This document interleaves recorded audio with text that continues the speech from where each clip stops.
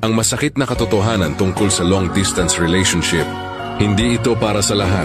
Sa umpisa parang okay lang puro chat, tawag at video call sapat na para maramdaman ang isa't isa. Pero habang tumatagal, dun mo marirealize kung gaano ito kahirap, nakakapagod at minsan nakakabaliw.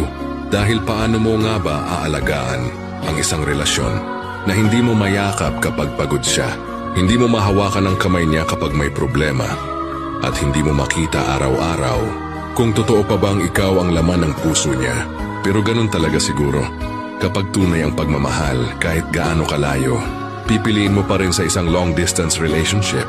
May mga araw na umiiyak ka lang dahil mismo siya, o kaya napapaisip ka kung sulit pa ba yung lahat ng sakripisyo mo. Hindi lang sapat ang mahal kita. Dito sinusukat ang tibay ng puso, lalim ng tiwala, at haba ng pasensya, kasi hindi sa lahat ng oras masaya. Pero sa bawat duda lagi